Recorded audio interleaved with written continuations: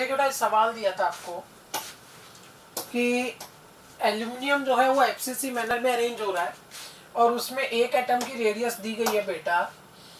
पहले मुझे बताइए कि एफसीसी मैनर तो है, ये एक नॉर्मल सॉलिड है कि बेटा आयनिक? ये एक नॉर्मल सॉलिड हुआ। भाई आयनिक होता तो कैटायन के साथ एनायन भी होता ना बेटा। नॉर्मल सॉलिड है और नॉर्मल सॉलिड के लिए बेटा अगर नॉर्मल हो तो नॉर्मल एफसीसी में बेटा क्या रिलेशन होता है? √2a = 4r रिलेशन होता है बेटा। देखो सवालों की प्रैक्टिस करोगे, एक्सरसाइज बनाओगे पहली वाली, तो बेटा ये चीजें सब याद हो जाएंगी। एफसीसी है बेटा और नॉर्मल है तो √2a = 4r आ गया। आपसे पूछी गई है एज लेंथ, बेटा कोर लेंथ आपसे पूछी गई है, एज लेंथ पूछी गई है, तो a बराबर क्या रहा बेटा? 4r/√2। कुल मिलाकर बेटा ये 4r कितना हो गया? 125 पिकोमीटर। 1.414 होता है क्या भाई? ये मल्टीप्लाई करोगे कितना हो गया बेटा? 500। 1.414 से डिवाइड करोगे तो बेटा ए आपको मिल जाएगा लगभग 350 पिकोमीटर के आसपास। लगभग बोल दिया मैंने बेटा।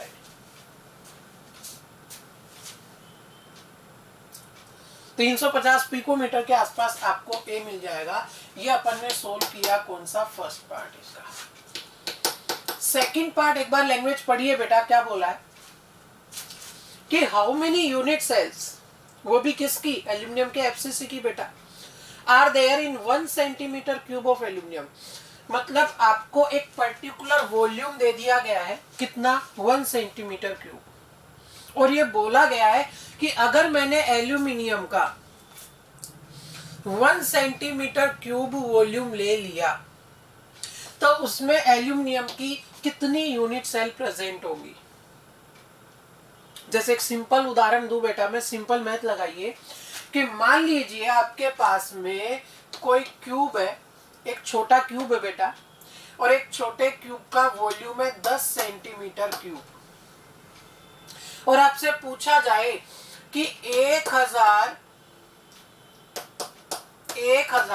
सेंटीमीटर क्यूब वॉल्यूम में, 1000 सेंटीमीटर क्यूब वॉल्यूम में ऐसे कितने क्यूब फिट हो सकते हैं, या ऐसे कितने क्यूब मिल जाएंगे? तो आप क्या करोगे बेटा?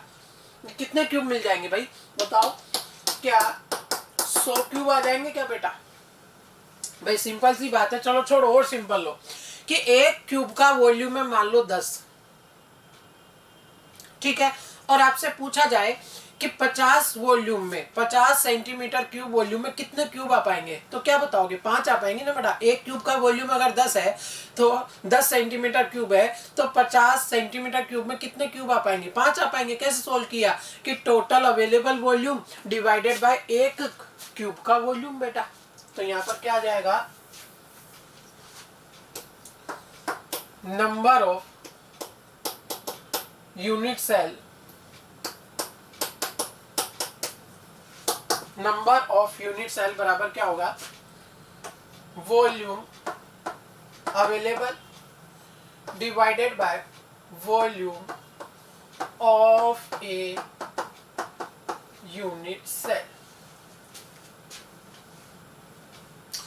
बेटा अवेलेबल वॉल्यूम कितना है? 1 किस यूनिट में? सेंटीमीटर क्यूब में बेटा। देखते जाइएगा भाई। बेटा यूनिट सेल यहां पर आपको बोली गई है क्या?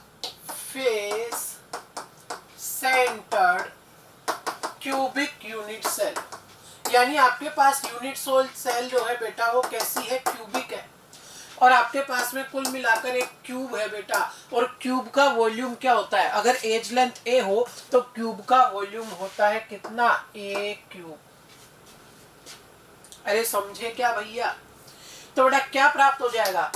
1 सेंटीमीटर क्यूब बाई ए के लिए बेटा 350 पिकोमीटर है। ध्यान दीजिएगा बेटा, अगर 350 पिकोमीटर है, अगर मैं इसे मीटर में कन्वर्ट करूं तो माइनस का 12 मीटर आएगा, और सेंटीमीटर में अगर बदलूं तो माइनस का 10 सेंटीमीटर आ जाएगा बेटा। तो यहाँ पर क्या आ जाएगा? 350 इंटू 10⁻⁻10, और अब ये बेटा सेंटीमीटर में आ गया और इसका लग जाएगा होल क्यूब। कुछ समझे क्या बात को बेटा? तो क्या रहा बोलिएगा, 1/350 350 350 और बेटा 10 की पावर -30। अच्छा बेटा 10 की पावर -30 जो है वो क्रॉस में जब ऊपर जाएगा तो कितना हो जाएगा, 10 की पावर +30। अगर यहाँ पर 2 डेसिमल लगा आगे ले, यहाँ पर बेटा यहाँ पर भी, तो 10 की पावर 6 मिल गया। कैंसिल आउट करिएगा तो बेटा क्या 10 की पावर 24 मिल जाएगा क्या भाई? अरे समझे कि नहीं समझे बेटा?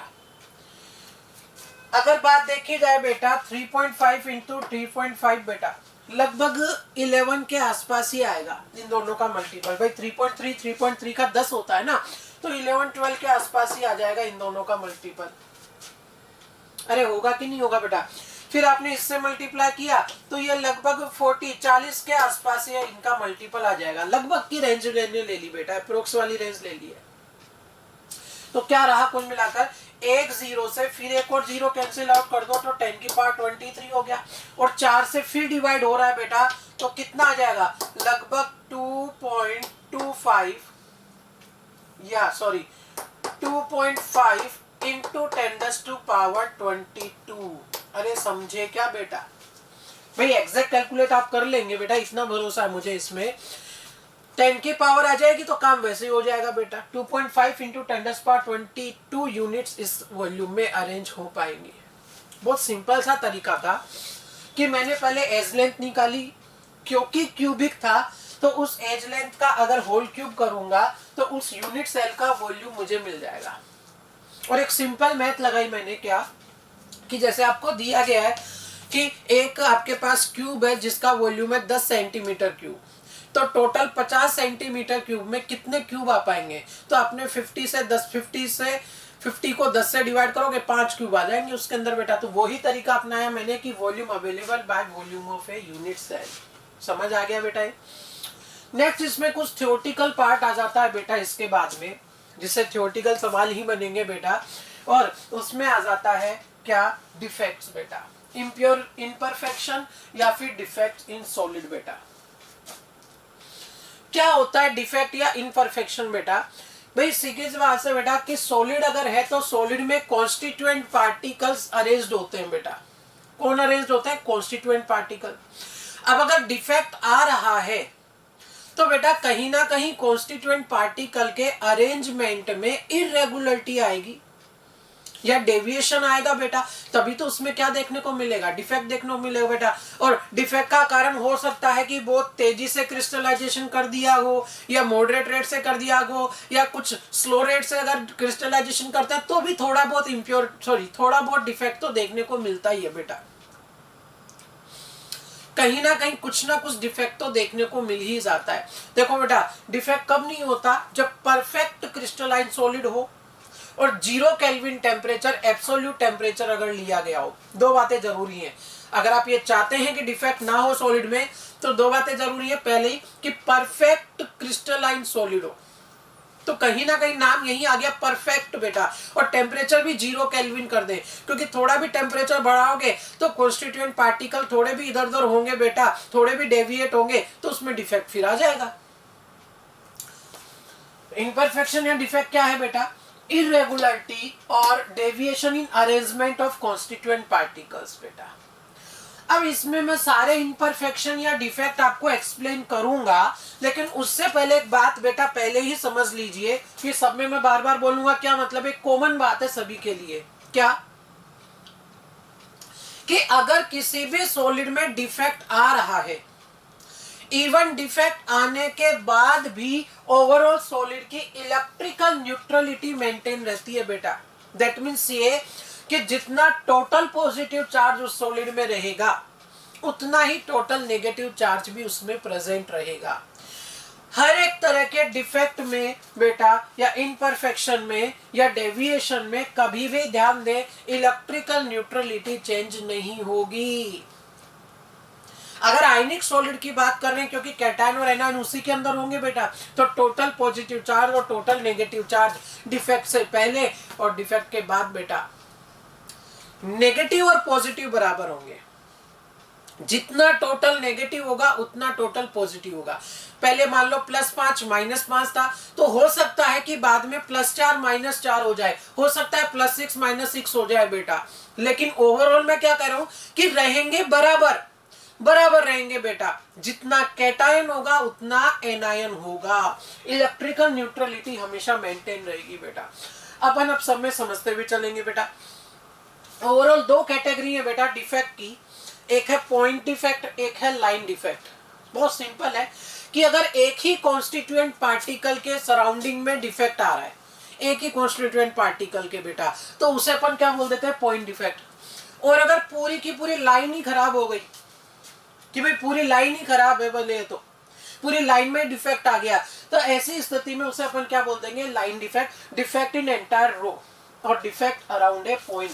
अगर डिफेक्ट अराउंड ए पॉइंट है तो पॉइंट डिफेक्ट होगा, और अगर पूरी रो में डिफेक्ट है तो उसे लाइन डिफेक्ट बोल दिया जाता है बेटा। अपने सिलेबस में कौन सा डिफेक्ट है, पॉइंट डिफेक्ट बेटा। लाइन डिफेक्ट अपने सिलेबस में नहीं है, नीट के सिलेबस में नहीं है बेटा।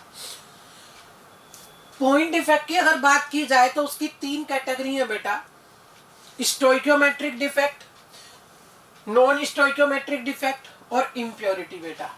अंतर समझिए पहले बेटा। पहले इम्प्योरिटी की अगर बात सुन लें आप, तो बहुत हद तक आपको नाम में ही क्लियर हो रहा है। इम्प्योरिटी मतलब ये कि बेटा ओवरऑल आपके पास में जो कॉन्स्टिट्यूएंट पार्टिकल्स हैं जिनसे भी मिलकर सॉलिड बना हुआ है, उनके अलावा कोई बाहर से दूसरा आ जाए। जैसे मान लीजिए कि NaCl के क्रिस्टल में स्ट्रोंशियम आ गया, तो बेटा क्रिस्टल किसका था, NaCl का, और बीच में कौन आ गया बेटा, बीच में कौन आ गया, बीच में आ गया कौन बेटा, स्ट्रोंशियम। तो स्ट्रोंशियम जो है वो NaCl के लिए क्या हुआ, इंप्योरिटी हुआ कि नहीं हुआ। समझे कि नहीं समझे बेटा। बहुत सिंपल उदाहरण है कि NaCl का क्रिस्टल था और उसमें कुछ जगहों पर आपको स्ट्रोंशियम देखने को मिला, दैट मीन्स वो स्ट्रोंशियम NaCl के लिए क्या हुई, इंप्योरिटी हुई। यानी जिनसे मिलकर कॉन्स्टिट्यूएंट पार्टिकल बना हुआ है उनके अलावा और किसी की प्रेजेंस होना वो इंप्योरिटी को डिनोट करेगा। जबकि स्टोइकियोमेट्रिक और नॉन स्टोइकियोमेट्रिक इन दोनों में ही बेटा ओवरऑल जो एलिमेंट है वो सेम रहते हैं, बाहर से कोई दूसरा एलिमेंट नहीं आता। एलिमेंट जो है बेटा, ये मैं कहूं कि टाइप ऑफ एलिमेंट सेम रहता है, बाहर से आया नहीं आया की बात खत्म करो बेटा। मैं ये कह रहा हूं कि टाइप ऑफ एलिमेंट सेम रहता है बेटा, इंप्योरिटी हो चाहे नहीं हो, टाइप ऑफ एलिमेंट क्या रहेगा, सेम रहेगा। अब स्टोइकियोमेट्रिक, उसे ही थर्मोडायनेमिक भी बोल देते हैं डिफेक्ट में बेटा, और उसी को इंट्रिंसिक डिफेक्ट भी बोल देते हैं। ध्यान दीजिए, एग्जाम में सीधा ही पूछ लेगा कि which one of the following is thermodynamic defect. पहला ऑप्शन स्टोइकियोमेट्रिक डिफेक्ट, दूसरा ऑप्शन नॉन स्टोइकियोमेट्रिक डिफेक्ट, तीसरा ऑप्शन इंप्योरिटी डिफेक्ट, चौथा option all of the above. तो बेटा वास्तव में थर्मोडायनेमिक डिफेक्ट इनमें से कौन सा है भैया, स्टोइकियोमेट्रिक वाले का ही दूसरा नाम है थर्मोडायनेमिक डिफेक्ट बेटा। और खास ध्यान दीजिए कि स्टोइकियोमेट्रिक डिफेक्ट जो होता है उसमें स्टोइकियोमेट्री चेंज नहीं होती, स्पीसीज का फॉर्मूला चेंज नहीं होता। फॉर्मूला पहले भी NaCl था, बाद में भी NaCl रहा, फॉर्मूला चेंज नहीं होता। कैसे नहीं होता वो मैं समझाऊंगा, डरो मत, अभी तो सिर्फ आपको आउटलाइन बता रहा हूं बेटा। जबकि नॉन स्टोइकियोमेट्री में स्टोइकियोमेट्री बदलेगी, फॉर्मूला बदल जाएगा। मान लीजिए पहले था FeO और बाद में हो गया Fe0.96O, ये इस तरह से फॉर्मूला चेंज हो जाएगा बेटा, किसमें, स्टोइकियोमेट्रिक डिफेक्ट में। और इंप्योरिटी की तो बात ही क्या बेटा, यहाँ तो स्पीसीज कोई दूसरी आ गई तो फॉर्मूला तो बात ही अलग हो गई भाई। फिर सुन लीजिए कि स्टोइकियोमेट्रिक या थर्मोडायनेमिक या इंट्रिंसिक डिफेक्ट में फॉर्मूला चेंज नहीं होता, स्टोइकियोमेट्री नहीं बदलती, नॉन स्टोइकियोमेट्रिक में बदल जाती है बेटा, फॉर्मूला बदल जाता है। और इंप्योरिटी में जिससे मिलकर सॉलिड बना है उसके कंपैरिजन में कोई अलग ही कॉन्स्टिट्यूएंट पार्टिकल उस सॉलिड में देखने को मिलेगा। डिफेक्ट है दैट मीन्स इरेगुलरिटी। कितने तरह की? दो तरह की, पॉइंट और लाइन। अगर पॉइंट के अराउंड एक ही कॉन्स्टिट्यूएंट पार्टिकल के अराउंड इंप्योरिटी है तो पॉइंट डिफेक्ट, पूरी एंटायर रो में डिफेक्ट है तो लाइन डिफेक्ट बोलते हैं। लाइन डिफेक्ट सिलेबस में नहीं है, हटाओ। पॉइंट डिफेक्ट कितनी कैटेगरी बनी? 3। कौन कौन सी? Stoichiometric, non stoichiometric, impurity. Stoichiometric को ही थर्मोडायनेमिक या इंट्रिंसिक डिफेक्ट भी बोलते हैं बेटा। वहां पर स्टोइकियोमेट्री चेंज नहीं होती, फॉर्मूला चेंज नहीं होता। नॉन स्टोइकियोमेट्रिक में फॉर्मूला बदलेगा और इंप्योरिटी में कॉन्स्टिट्यूएंट पार्टिकल ही दूसरा आ जाएगा। डिफेक्ट कोई भी आए आगे, कोई भी डिफेक्ट पड़े, इलेक्ट्रिकल न्यूट्रलिटी चेंज नहीं होगी। टोटल कैटायन का चार्ज और टोटल एनायन का चार्ज सेम रहेगा हमेशा। अब इसमें सबसे पहला अपन को देखना है बेटा कौन सा? Stoichiometric defect. उसी को कौन सा बोला गया बेटा? थर्मोडायनेमिक डिफेक्ट भी इसे बोला गया। ठीक है बेटा, समझिएगा। दो कैटेगरी बनाई है मैंने स्टोइकियोमेट्रिक डिफेक्ट की। एक है नॉन आयनिक सॉलिड के अंदर और एक है आयनिक सॉलिड में बेटा। भाई स्टोइकियोमेट्रिक डिफेक्ट की अगर बात की जाए तो बेटा आयनिक सॉलिड में अलग नाम लिया जाता है और नॉन आयनिक सॉलिड में अलग नाम लिया जाता है। नाम बेटा बहुत सिंपल वे में समझो।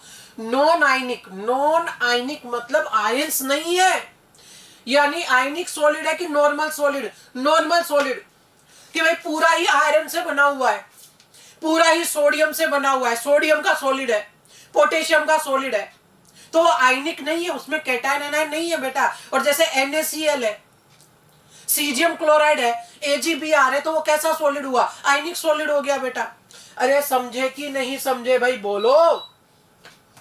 दो कैटेगरी, एक नॉन आयनिक और एक आयनिक बेटा। नॉन आयनिक जिसमें आयंस प्रेजेंट नहीं है, आयनिक जिसमें कैटायन और एनायन होंगे।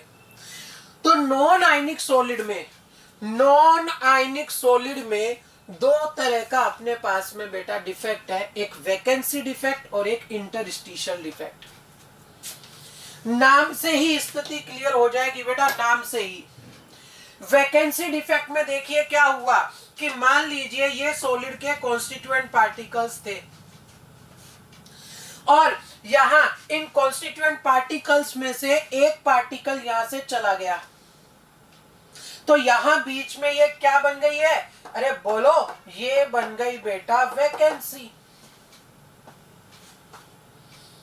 ऐसा क्यों हो सकता है? अगर आप इसे थर्मली हीट करो तो ये वैकेंसी डिफेक्ट आसानी से एराइज हो जाएगा, बन जाएगा। भाई आपने कोई नॉर्मल सॉलिड लिया, उसको थर्मली हीट किया, तो हो सकता है ना कोई कॉन्स्टिट्यूएंट पार्टिकल अपनी जगह छोड़ के चला जाए वहां से, तो पीछे क्या बन जाएगी? वैकेंसी बन जाएगी बेटा। अरे समझे क्या? तो देखिएगा, can be arise by heating, पहला पॉइंट। दूसरा पॉइंट, कॉन्स्टिट्यूएंट पार्टिकल। सुन लीजिए अच्छे से बेटा, लिखने में आसानी रहेगी, या थोड़ा बहुत समझते हुए साथ के साथ लिखते हुए चल सकते हैं आप बेटा, स्पीड के साथ, ठीक है ना। Constituent particle leave crystal lattice, कि कॉन्स्टिट्यूएंट पार्टिकल जो था उसने क्रिस्टल लैटिस को छोड़ दिया है बेटा, और पीछे से क्या बन गई? वैकेंसी। अब आप खुद सोचिएगा कि ओवरऑल सॉलिड का वॉल्यूम तो उतना ही रहना है, लेकिन बीच में से पार्टिकल छोड़ के चला गया, तो जो पार्टिकल छोड़ के गया उसका मास कम होगा कि नहीं होगा टोटल मास में से? तो डेंसिटी बराबर mass upon volume. Unit cell का वॉल्यूम सेम है, यूनिट सेल का वॉल्यूम तो वही रहेगा ना बेटा। अब अगर मान लो क्यूबिक यूनिट सेल है तो ऐसा थोड़ी कि क्यूबिक यूनिट सेल में से अगर किसी कॉर्नर से एटम चला गया तो वॉल्यूम क्यूब का बदल देंगे, क्यूब का वॉल्यूम तो वही रहेगा, लेकिन उस एटम का मास तो कम हो गया ना बेटा। और अगर मास कम हो जाएगा उस एटम का, तो बेटा डेंसिटी क्या हो जाएगी? बढ़ेगी कि कम होगी कि सेम रहेगी?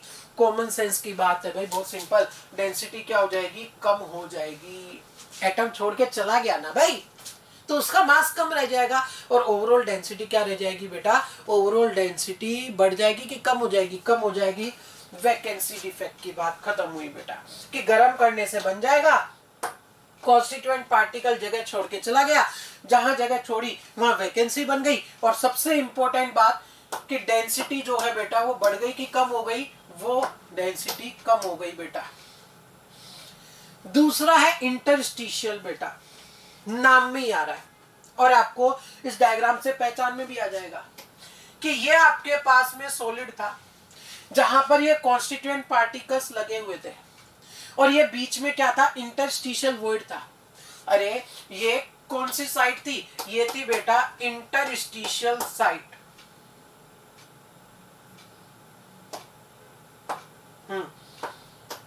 इंटरस्टिशियल साइट थी बेटा ये। अगर आप देख रहे हैं तो इसमें क्या हुआ कि ओवरऑल जो आपके पास में सॉलिड था, अरे भाई नहीं समझे बेटा, मान लीजिए आपके पास में ये सिचुएशन थी, यहां पर कुछ भी नहीं था, ये लो, तो ये आपके पास में एक नॉर्मल सॉलिड था बेटा और ये बीच में कैसी साइड थी, अब तो समझ लो, ये बीच में कैसी साइड थी बेटा, ये बीच में थी इंटरस्टिशियल साइट।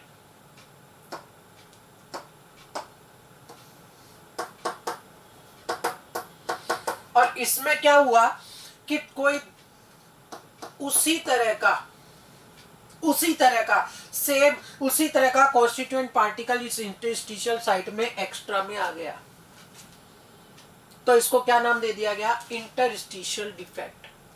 कि मान लीजिए कोई सोडियम का सॉलिड था, बीसीसी मैनर में अरेंज था मान लो बेटा, लेकिन वहां पर भी बेटा बीच बीच में थोड़ी बहुत खाली जगह होती ही नहीं होती बेटा, तो उस वैकेंट स्पेस में कहीं ना कहीं अगर कोई एक और सोडियम आके बैठ गया तो उसे मैं क्या बोलूंगा, इंटरस्टिशियल डिफेक्ट की कैटेगरी में ले जाऊंगा। क्या है लाइन देखो, constituent particle occupy interstitial void. और सबसे इंपॉर्टेंट सवाल डेंसिटी का पूछा जाता है, यहां डेंसिटी सेम रहेगी या बढ़ेगी या कम होगी। ऑब्वियस सी बात है, टोटल वॉल्यूम तो वही रहना है बेटा यूनिट सेल का, लेकिन उसके अंदर एक एक्स्ट्रा पार्टिकल आ गया तो उसका मास बढ़ जाएगा, और मास बढ़ेगा तो डेंसिटी बोलो भैया क्या होगी, बढ़ जाएगी। अरे सबसे इंपॉर्टेंट तो डेंसिटी ही पूछी जाती है बेटा, वैकेंसी में डेंसिटी क्या हो गई, कम हो गई, और इंटरस्टिशियल वाले में डेंसिटी क्या हो गई बेटा, बढ़ गई। अरे समझे क्या, ये बात थी नॉन आयनिक सॉलिड की, जिसमें दो कैटेगरी बनी, वैकेंसी और इंटरस्टिशियल। वैकेंसी में क्रिस्टल में से किसी साइड से जो कॉन्स्टिट्यूएंट पार्टिकल है वो चला गया है, और बेटा इसमें एक्स्ट्रा वॉइड के अंदर कोई कॉन्स्टिट्यूएंट पार्टिकल आ गया है बेटा। कि जैसे मान लो दोनों में मैं सोडियम का उदाहरण ले लूं कि सोडियम था, उसने अपनी एक जगह खाली कर दी बेटा, या फिर किसी में सोडियम का लेटिस था बेटा और किसी एक्स्ट्रा इंटरस्टिशियल वर्ड में एक और सोडियम आके बैठ गया। क्लियर है भाई। दूसरा है स्टोइकियोमेट्री का ही बेटा। अच्छा एक चीज बताओ, क्या यहां और यहां फॉर्मूला बदलेगा कि नहीं बदलेगा। उदाहरण समझाता हूं, मान लीजिए बेटा किसी कमरे में सोडियम भरे पड़े, मान लो 50 सोडियम है, तो उस कमरे के बाहर नाम क्या लिखा जाएगा, सोडियम ही तो लिखा जाएगा ना बेटा। अरे उसका सॉलिड का नाम क्या लिखा जाएगा, सिर्फ Na ही तो लिखोगे ना, सोडियम। अब मान लो उस कमरे में से एक सोडियम उठ के बाहर चला जाए, तो क्या उस कमरे का जो अपन ने नाम दिया था सोडियम सॉलिड, वो बदल जाएगा क्या, नहीं बदलेगा भाई। पहले भी सोडियम थे, अभी भी अंदर सोडियम ही। या कमरे के अंदर एक और एक्स्ट्रा में सोडियम आ जाए, पहले 50 थे अब एक और आ गया 51 हो गए, तो मुझे बताओ बेटा क्या नाम बदल जाएगा क्या, नहीं बदलेगा। कमरे का नाम अभी भी क्या रहेगा, सोडियम ही तो रहेगा बेटा। अरे समझे कि नहीं समझे, क्यों, क्योंकि बाहर से कोई दूसरा एलिमेंट, एक तरह से दूसरे टाइप का एलिमेंट नहीं आया, उसी टाइप का एलिमेंट बाहर से एक्स्ट्रा में आया है। पहले भी सोडियम था और जो एक्स्ट्रा में आया वो भी सोडियम है, तो कमरे का नाम तो ओवरऑल अभी सोडियम ही रहेगा, फॉर्मूला ना यहां बदलेगा ना यहां बदलेगा। वैकेंसी में डेंसिटी कम हो जाएगी, इंटरस्टिशियल में डेंसिटी बढ़ जाएगी।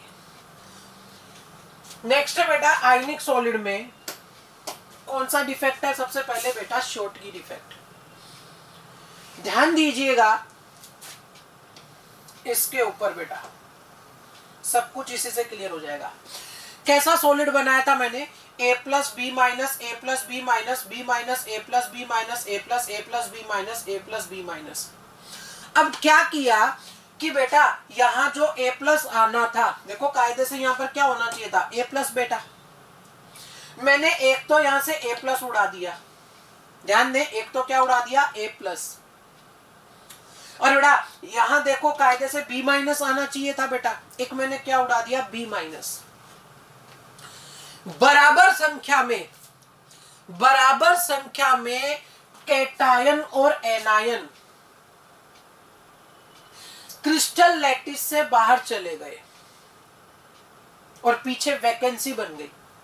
वापस ध्यान दे क्या बोला, दो बातें इंपॉर्टेंट है कि बराबर संख्या में कैटायन और एनायन बाहर चले गए और पीछे वैकेंसी बन गई। यानी क्या ये आयनिक का वैकेंसी हुआ क्या? ये बिना आयनिक का वैकेंसी था और ये आयनिक का वैकेंसी। अच्छा, बराबर संख्या में क्यों गए कैटायन और एनायन? ताकि इलेक्ट्रिकल न्यूट्रलिटी मेंटेन रहे।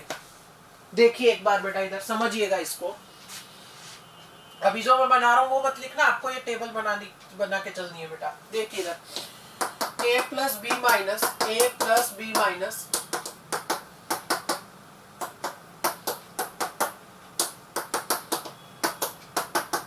ये था। अभी इस स्थिति में मुझे बताइए कि कैटायन के कितने हैं बेटा? 1 2 3 4 5 6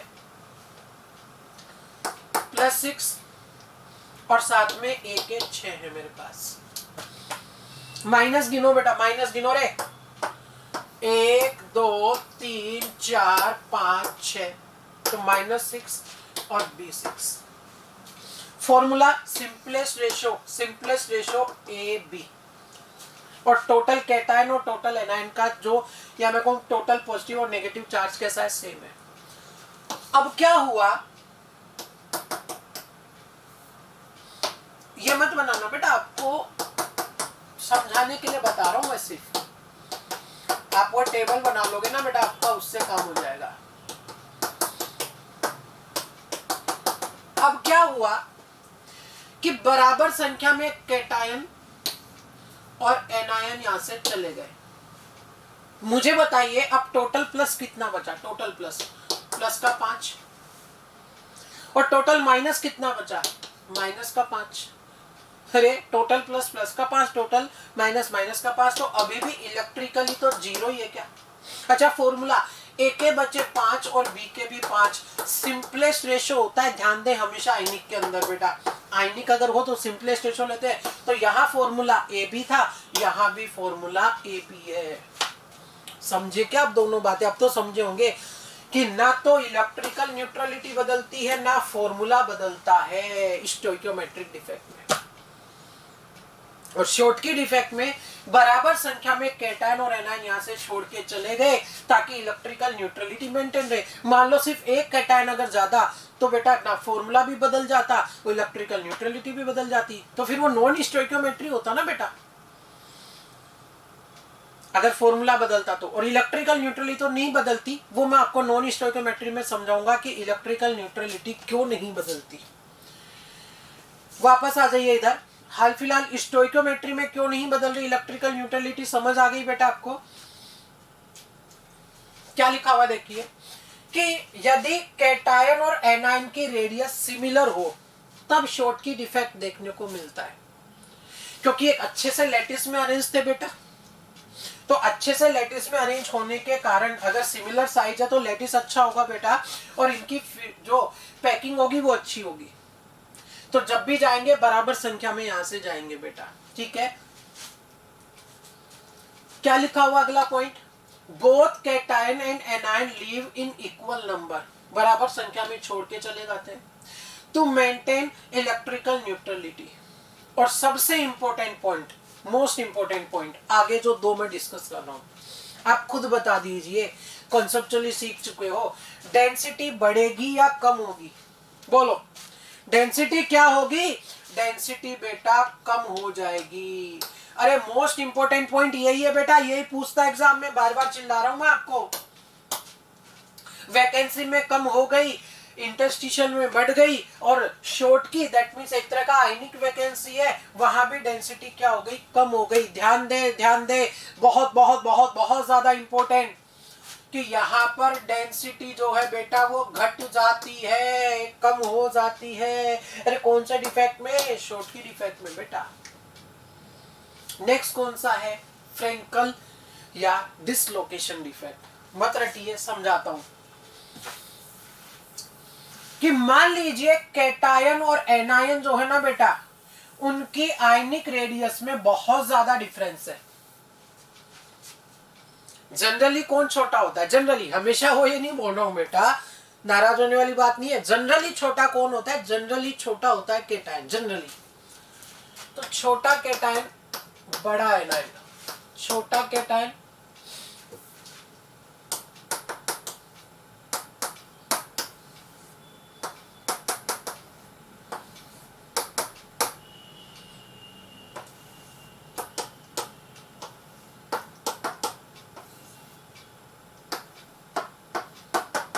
आपको नहीं बनाना है बेटा,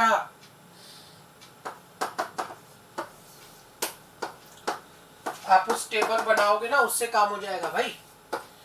ऐसे सिचुएशन में मान लो कि कैटायन और एनायन की जो रेडियस है बेटा, वो बिल्कुल भी सिमिलर नहीं है। अब ऐसे में क्या होगा? ऑब्वियस ही बात है बेटा, कुछ ऐसी स्थिति आ गई आपके पास में कि बड़ी बॉल छोटी बॉल, बड़ी बॉल छोटी बॉल ऐसे है, तो क्या वो बहुत अच्छे से पैक हो पाएंगी? बिल्कुल नहीं होंगी। और कहीं ना कहीं क्या चांस रहेगा कि एक छोटी बॉल अपनी जगह से हट जाए, अपनी जगह से हट जाए और बीच में कहीं इंटरस्टिशियल वॉइड के अंदर चली जाए। संभावना है ऐसी बेटा। सिमिलर साइज की रेडियस होती है ना बेटा, तो वहां पर फिट होना आसान नहीं होता ऐसे बीच के स्पेस में जाकर के। लेकिन अगर बेटा यहाँ पर बहुत ज्यादा साइज गैप अगर है, तो ऐसे में वॉइड भी बेटा एबनॉर्मल तरह के वॉइड मिलेंगे। और ऐसे में संभावना है कि छोटी साइज की बॉल अपनी जगह को छोड़ करके इंटरस्टिशियल वॉइड में चला जाए। यानी क्या मैं इसे डिसलोकेशन बोल सकता हूं क्या? डिसलोकेशन का मतलब क्या हुआ कि अपनी जगह से हटके इंटरस्टिशियल स्पेस में चले जाना। यानी फ्रेंकल डिफेक्ट में सिर्फ वैकेंसी है, सिर्फ इंटरस्टिशियल हुआ, या दोनों एक साथ हो गए? दोनों एक साथ हो गए। यहां पीछे बन गई वैकेंसी और ये चला गया इंटरस्टिशियल स्पेस में। अरे समझे क्या भाई? और ऐसा कब होता है? जब कैटायन और एनायन की रेडियस में डिफरेंस ज्यादा हो। वो जाएगा इंटरस्टिशियल स्पेस में जो आयन छोटा हो। और जनरली छोटा कौन होता है? जनरली छोटा कैटायन को देखते हैं अपन बेटा, हमेशा वो जरूरी नहीं है, पर जनरली छोटा कैटायन होता है। अगली बात, मुझे बताइए बेटा कि जब यहां पर शिफ्टिंग नहीं हुई थी, ये लो कि भैया यहां पर शिफ्टिंग नहीं हुई अभी, उससे पहले फॉर्मूला क्या था? ए के कितने थे भैया? 6 और बी के भी 6। सिंपलेस्ट रेशो था ए बी। अच्छा, टोटल पॉजिटिव 6, नेगेटिव 0। अब क्या हुआ कि आपने बेटा शिफ्टिंग करवा दी।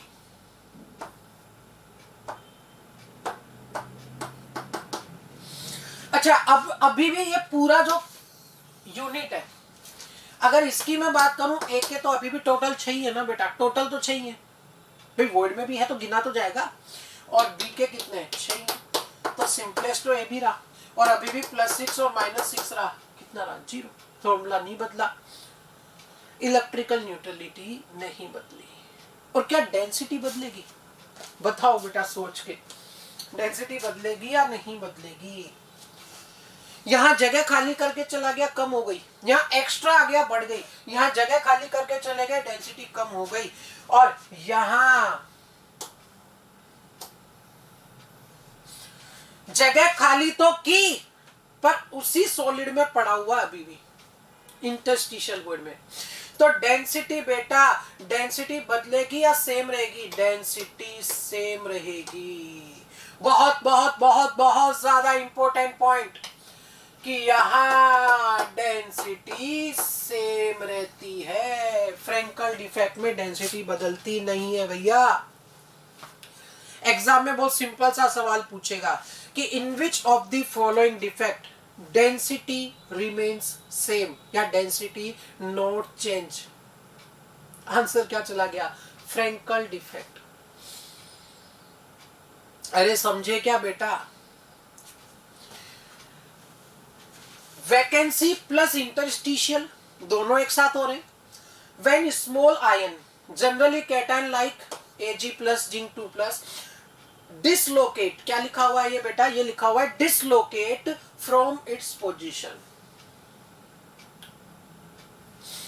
डायग्राम बहुत आसानी से बना सकते हो। इसमें कैटायन आयन बराबर संख्या में उड़ा दिए और इसमें कैटायन को अपनी जगह से हटा के इंटरस्टिशियल वर्ड में चिपका दिया मैंने बेटा, समझे।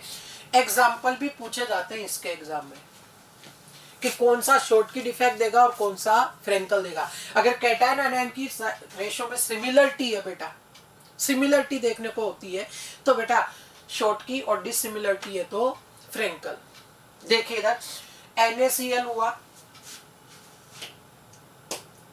KCl सीजियम क्लोराइड और सिल्वर ब्रोमाइड, ये किस में चले गए बेटा, कुल मिलाकर एल्कली मेटल के हैलाइड हुए क्या बेटा, शॉर्टकी के अंदर। इधर आ जाइए तो बेटा जिंक सल्फाइड है, सिल्वर का क्लोराइड, सिल्वर का ब्रोमाइड, सिल्वर का आयोडाइड बेटा, कुल मिलाकर सिल्वर और जिंक वाली स्पीसीज मैंने यहाँ लिख दी। मैंने बेटा वो एग्जाम्पल लिख दिए यहाँ जो एनसीईआरटी में दिए हुए हैं, क्योंकि उसको अगर पूछना हो तो बेटा कायदा यही बनता है कि फिर वो एनसीईआरटी का एग्जाम्पल पूछे, एग्जाम्पल बेस्ड पूछना हो तो, या फिर कंसेप्चुअल पूछे कि अगर ये रेंज है तो कौन सा मिलेगा, और अगर डिफरेंस ज्यादा है कैटायन एनायन में नहीं लिखा, ओहो यहाँ पर कैटायन और एनायन की रेडियस सिमिलर नहीं है बेटा, ठीक है ना। हाँ, तो इसमें फ्रेंकल डिफेक्ट देखने को मिलेगा। अब एक खास बात और देख रहे होंगे आप, अगर आपने गौर किया हो तो बेटा एक बहुत ही अलग सी कंडीशन आ रही है AgBr के लिए। क्या वो दोनों में है क्या? एक्चुअली बेटा सिल्वर प्लस जो होता है उसकी इंटरमीडिएट रेडियस होती है एनाइन के रेस्पेक्ट में, किसमें, AgBr में बेटा। सिमिलर के जैसा भी होता है, डिफरेंस के जैसा भी होता है बेटा। तो AgBr एक ऐसा स्पेशल केस है, पूछा जा चुका है एग्जाम में बेटा सवाल पहले भी, कि AgBr एक ऐसा स्पेशल केस है बेटा, एक ऐसा स्पेशल केस है जो शॉर्टकी और फ्रेंकल दोनों डिफेक्ट देता है।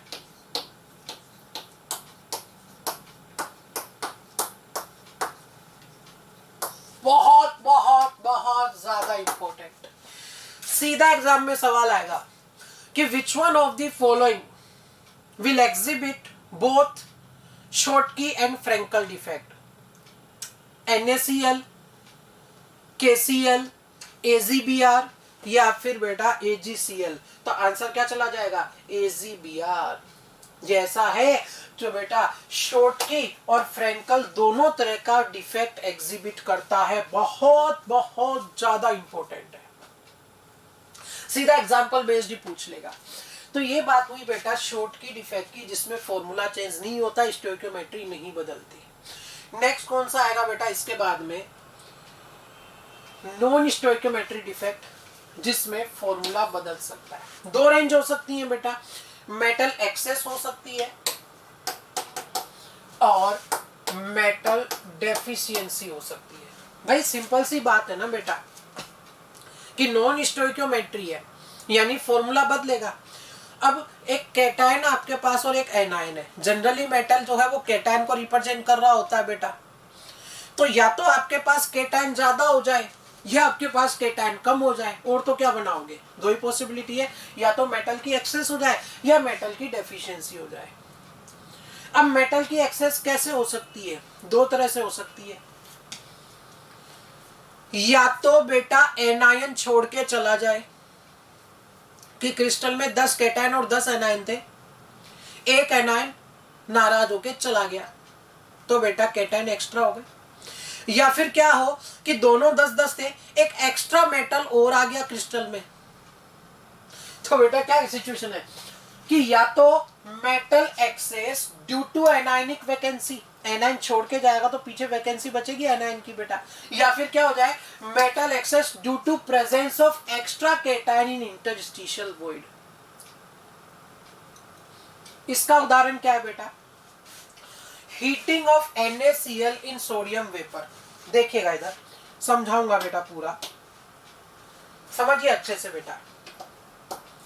मेरे पास मान लीजिए ये NaCl का सॉलिड है,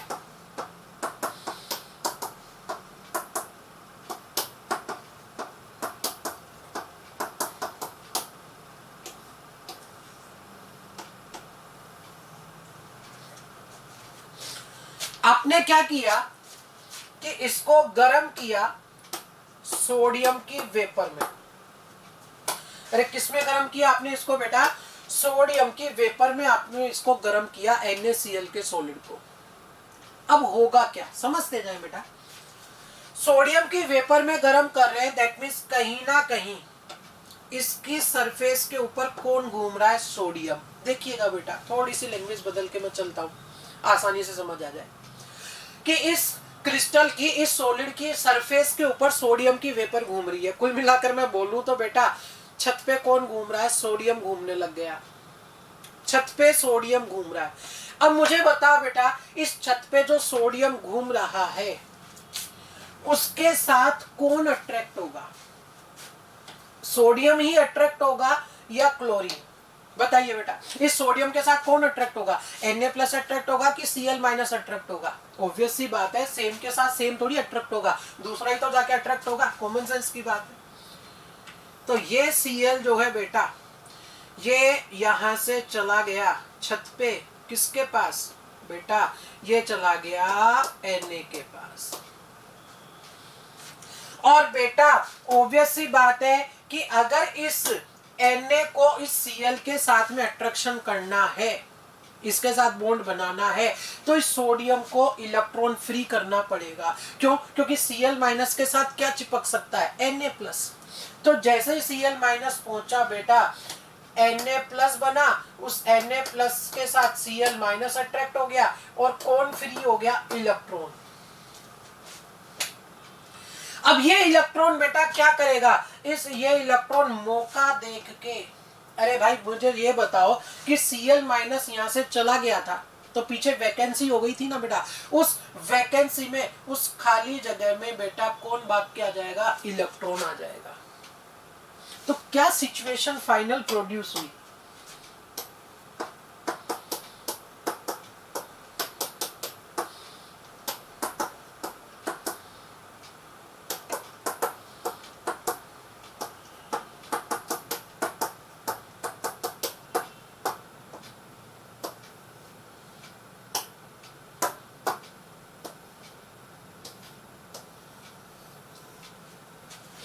और इस वैकेंसी में कौन बैठ गया? इलेक्ट्रॉन। और इसे कहा जाता है क्या? इसे कहते हैं बेटा एफ सेंटर। क्या कहते हैं? F centre. एफ बेटा जर्मन वर्ड है, क्या है? फार्बेंजेंटर। फार्बेंजेंटर बेटा, फार्बेंजेंटर एक जर्मन वर्ड है जिसका मतलब होता है कलर का स्पॉट। कलर के स्पॉट को जर्मन में क्या बोलते हैं बेटा? फार्बेंजेंटर। तो वहां से इसका नाम ले दिया गया, क्या? F centre. कुछ हद तक आप समझ गए होंगे कि ये इलेक्ट्रॉन क्या करेगा। ये इलेक्ट्रॉन बेटा विजिबल रीजन से एब्जॉर्प्शन इमिशन शुरू कर देता है। कौन से रीजन से? विजिबल रीजन से। और ऐसे में क्या सॉलिड में अब कलर आ जाएगा? बिल्कुल आ जाएगा। तो जब NaCl को सोडियम की वेपर में गर्म करते हैं ना बेटा, तो येलो कलर मिलता है ड्यू टू एफ सेंटर। क्योंकि एफ सेंटर वो स्पीसीज है, सॉरी एफ सेंटर वो है, क्या है? एनायनिक वैकेंसी में इलेक्ट्रॉन है और वो इलेक्ट्रॉन बेटा विजिबल रीजन से एब्जॉर्प्शन इमिशन करके इसमें कलर इंपार्ट करता है। KCl को पोटेशियम के साथ गर्म करोगे तो लाइलैक या वोलेट कलर मिलेगा, और LiCl को लिथियम के साथ गर्म करोगे तो पिंक कलर मिलेगा। अरे बात समझ आई क्या? अब मुझे बताओ, क्या फॉर्मूला बदलेगा क्या? Na के कितने थे पहले? 6, Cl के भी 6, सिंपलेस्ट रेशो था NaCl।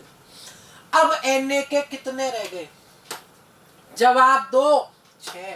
Cl के कितने रह गए? 5 ही तो रहे। अरे फॉर्मूला 1:1 मिलेगा क्या? नहीं मिलेगा, बदल गया। फिर बोलोगे कि सर न्यूट्रलिटी भी तो बदल गई। रुको, अरे भैया पहले टोटल प्लस का 6 था क्या? Na की वजह से, और माइनस का 6 था बेटा Cl की वजह से। कितना था? 0। अब मुझे बताओ, प्लस का तो अभी भी 6 है। अच्छा Cl की वजह से कितना है? माइनस का 5। लेकिन एक इलेक्ट्रॉन भी तो आ गया, वो माइनस का 1 रखेगा। अरे इलेक्ट्रॉन -1 रखेगा कि नहीं रखेगा?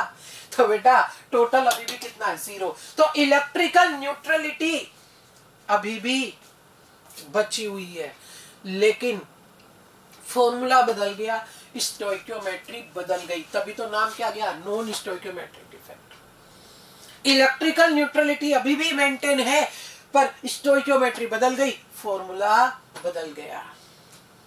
अरे समझे क्या भाई? एक छोटी सी डेफिनेशन टाइप में लिख दूं यहां पर बेटा, कहीं मान लो आपको कभी लिखनी पड़े, पहचाननी पड़े, तो क्या है, एफ सेंटर क्या है, anionic vacancy in non stoichiometric solid, या और थोड़ा सा मॉडिफाई करूं, इलेक्ट्रॉन इन, और बेटर है, ठीक है ना बेटा, electron in anionic vacancy of non stoichiometric solid which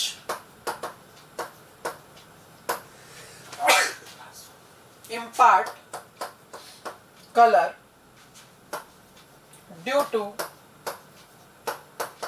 absorption, emission from visible region।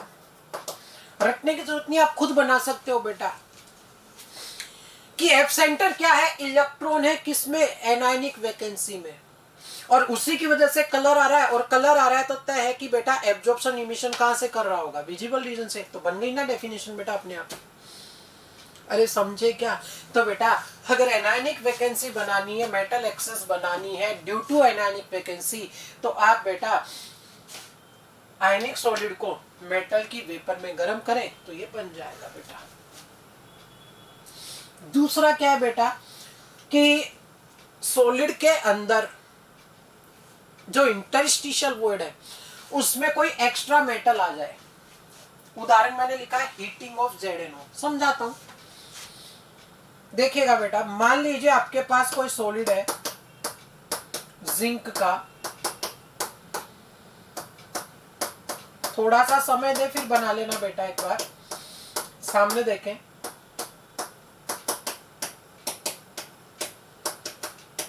ये है बेटा। अब क्या किया गया कि इसके ऑक्साइड को गर्म कर दिया गया। ये ऐसे दो बार मत बनाना, रुक जाओ, एक बार रुको बेटा, बना लेना भाई, थोड़ी सब्र रखो। इसके ऑक्साइड को गर्म किया गया, ये लो मैं हटाता हूं, नहीं तो आप रुकोगे नहीं बेटा। ये लो, मैंने क्या किया कि जिंक ऑक्साइड को गर्म किया। अब एक्चुअली क्या होगा कि जिंक ऑक्साइड को गर्म करने पर जिंक मिलता है, जो बेटा ऑक्साइड का O-2 था, इसमें से ऑक्सीजन, इसमें से कौन, ऑक्सीजन अपने दोनों इलेक्ट्रॉन यहां छोड़ के और बेटा O2 की फॉर्म में रिलीज कर जाती है। कि जब जिंक ऑक्साइड को गर्म किया गया तो बेटा हुआ क्या कि जिंक 2+ यहां था, 2 इलेक्ट्रॉन यहां बेटा फ्री कर दिए ऑक्सीजन ने, और यहां से चली गई बेटा। कुल मिलाकर बेटा जिंक ऑक्साइड को गर्म करने पर ऑक्साइड जो है बेटा ऑक्सीजन की फॉर्म में खुद तो चली गई, और पीछे क्या छोड़ गई, 2 इलेक्ट्रॉन। किसके लिए, जिंक के लिए।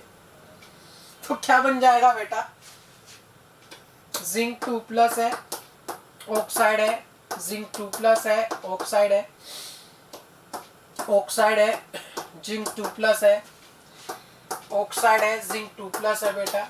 ठीक है, 2 लाइन काफी अपने लिए। अब क्या हुआ कि बेटा ये जो जिंक है ये क्या करेगा भाई, भाई देखो ये जो ऑक्सीजन है ये तो इसको छोड़ के चली गई। अब ऐसे में जिंक क्या करेगा बेटा, कोई और जगह ढूंढेगा, और ये जिंक बेटा किसी दूसरे के अंदर जाके घुसेगा। किनके साथ, अपने दोनों इलेक्ट्रॉनों के साथ। तो यहां पर बेटा ये जिंक 2+ भी आएगा और साथ में दोनों इलेक्ट्रॉन भी आएंगे, किसमें, इंटरस्टिशियल वॉइड के अंदर बेटा। अरे समझे क्या, ये कब प्राप्त हुआ बेटा कि जब जिंक ऑक्साइड को गर्म किया गया तो ऑक्साइड जो है वो ऑक्सीजन के फॉर्म में चला गया अपने दोनों इलेक्ट्रॉन छोड़ के, और ऐसे में जो जिंक बचा वो बेटा इंटरस्टिशियल साइट में जाएगा, वो भी इलेक्ट्रॉनों के साथ। क्यों? क्योंकि इलेक्ट्रिकल न्यूट्रलिटी तो मेंटेन रखनी पड़ेगी। तो क्या फॉर्मूला बदल गया पहले के जिंक की संख्या में, और अब जो जिंक मिला एक जिंक ज्यादा मिल गया। अरे मिला कि नहीं? और इलेक्ट्रिकल न्यूट्रलिटी अभी भी मेंटेन है। पहले टोटल प्लस का 8 और माइनस का 8 था, अब प्लस टोटल प्लस का 10 और बेटा माइनस का भी 10 है बेटा। इलेक्ट्रिकल न्यूट्रलिटी मेंटेन है पर फॉर्मूला बदल गया। Zn 1 प्लस XO बोल दूं बेटा, 1 बढ़ गया इसके अंदर कुल मिलाकर बेटा, एक एक्स्ट्रा में 2 आते तो 2 बढ़ जाते भाई। अरे समझे क्या? 3 आते तो 3 बढ़ जाते। अरे जिंक जितने इसके अंदर आएंगे ना बेटा उतनी संख्या इसमें बढ़ती चली जाएगी बेटा। अरे बात समझ आई क्या आप लोगों को बेटा? जिंक ऑक्साइड को जब थर्मली हीट किया जाता है ना बेटा तो उसमें येलो कलर आ जाता है, और उस येलो कलर का कारण कौन है? ये इलेक्ट्रॉन। ये फिर क्या करेंगे? ये फिर बेटा विजिबल रीजन से एब्जॉर्प्शन इमिशन करेंगे और इसमें कलर इंपार्ट करेंगे, कलर इसके अंदर लेके आएंगे। तो यहां भी मेटल एक्सेस हुई, यहां भी मेटल एक्सेस हुई। Metal excess due to anionic vacancy, और यहां metal excess due to extra cation in interstitial void बेटा। अब क्या बचा कि मेटल की डेफिशिएंसी हो जाए बेटा। मेटल की डेफिशिएंसी तब देखने को मिलती है जब ट्रांजिशन मेटल कोई हो और वो बेटा वेरिएबल ऑक्सीडेशन स्टेट एग्जिबिट करे। डी और एफ ब्लॉक में आप पढ़ते हो बेटा कि ट्रांजिशन मेटल की टेंडेंसी होती है वेरिएबल ऑक्सीडेशन स्टेट्स एग्जिबिट करने की। वही चीज है, देखिएगा उदाहरण के लिए मैंने लिया FeO। क्या सॉलिड है मेरे पास?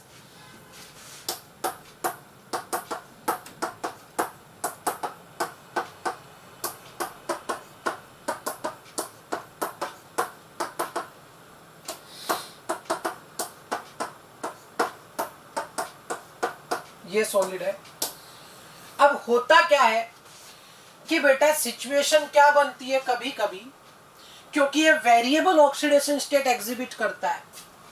तो हुआ क्या कि मान लीजिए बेटा इसमें से 2 आयरन जो है बेटा वो +3 ऑक्सीडेशन स्टेट के हो गए, +2 की जगह किसके हो गए? +3 के। समझना, पहले रुको। इनिशियल कंडीशन क्या है बेटा? देखिएगा आयरन के कितने हैं? 1 2 6 है और ऑक्सीजन के भी 6, रेशियो हो गया FeO। अब चार्ज देखो बेटा +2 +2 +12 और -12 0 था। ये इनिशियल सिचुएशन है। अब क्या हुआ? अभी मत बनाए बेटा, तकलीफ होगी क्या फायदा? वापस साफ करके बनाओगे, थोड़ा सा समय दे।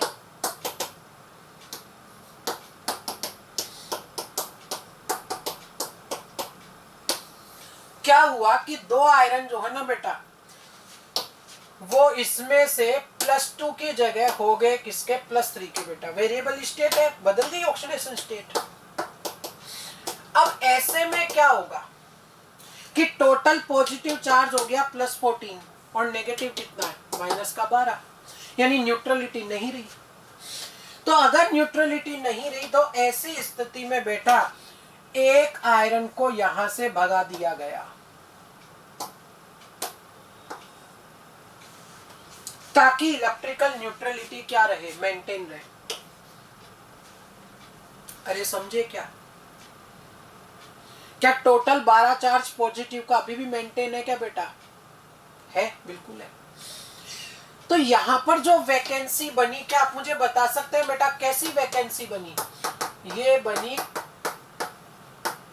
कैटायनिक वैकेंसी बेटा। Cationic vacancy. क्या फॉर्मूला वही है कि बदल गया? बदल गया। यहां था FeO और यहां आप अप्रोक्स मान लीजिए जैसे Fe0.96O या Fe0.98O। ऐसे फॉर्मूला सुने हैं आपने बेटा? अपन ने एक सवाल सोल्व किया था निकिल का कि निकिल 0.96O, वो इसी के उदाहरण है, इन्हीं चीजों के उदाहरण है बेटा वो। अरे समझे क्या भाई? तो यहाँ पर फॉर्मूला बदल गया, मेटल की क्या होगी, डेफिशिएंसी हो गई बेटा। कब होता है? जब कोई स्पीसीज ऐसी हो जो वेरिएबल स्टेट एग्जिबिट करने की औकात रखती हो, तो बेटा वो अपनी हायर स्टेट में चले गए कुछ स्पीसीज, और एक कैटायन को वहां से रिप्लेस कर दिया गया। नेक्स्ट आ जाता है बेटा इसके बाद में कौन सा, इम्प्योरिटी डिफेक्ट। क्या है? उदाहरण मैंने लिखे हैं बेटा दो यहाँ पर, फिर इसमें से एक समझाऊंगा आपको। पहला क्या उदाहरण लिखा है कि crystallisation of NaCl in presence of small amount of strontium chloride. बेटा उसी को मैं एक्सप्लेन कर देता हूं। देखिए बेटा, ये आपके पास में सॉलिड था NaCl का,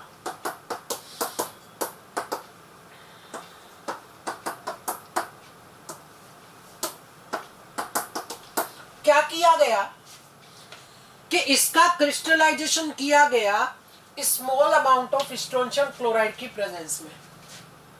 तो होगा क्या कि मान लीजिए बेटा इसकी जगह एक स्ट्रोंशियम +2 आ गया, हायर कैटायनिक चार्ज की प्रेजेंस में गर्म कर, हायर कैटायनिक चार्ज की प्रेजेंस में क्रिस्टलाइजेशन करते हैं। लेकिन जैसे ही आप एक स्ट्रोंशियम +2 चिपकाओगे, क्या एक पॉजिटिव चार्ज बढ़ेगा? इलेक्ट्रिकल न्यूट्रलिटी खराब हो गई। तो ऐसे में क्या होगा बेटा, एक Na+ को यहां से जाना पड़ेगा। समझे क्या बेटा? Due to this impurity. और ये भी क्या बनी, ये भी बनी कैटायनिक वैकेंसी।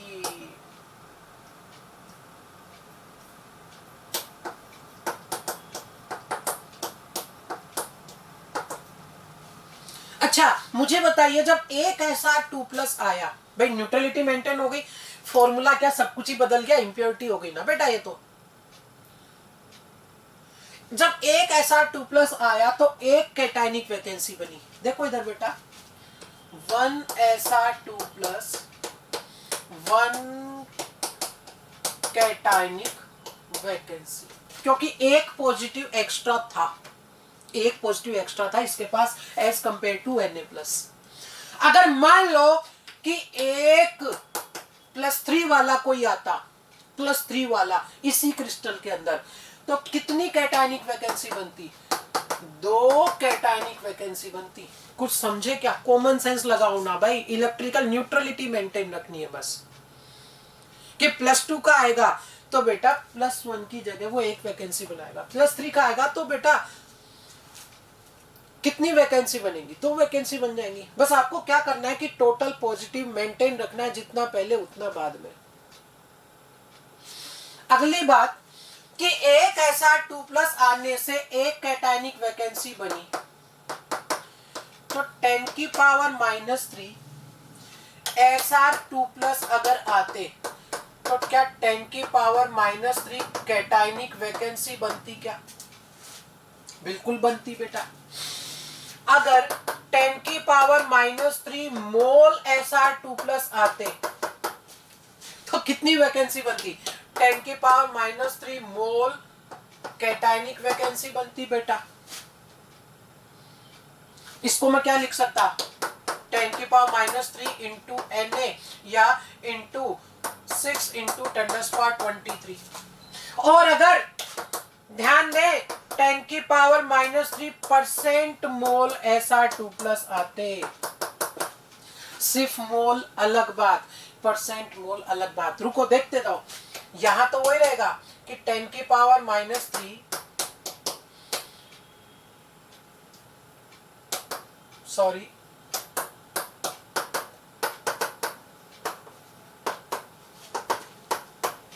लेकिन इसको पूरा एक्सपेंड करके लिखूंगा तो क्या लिखा जाएगा?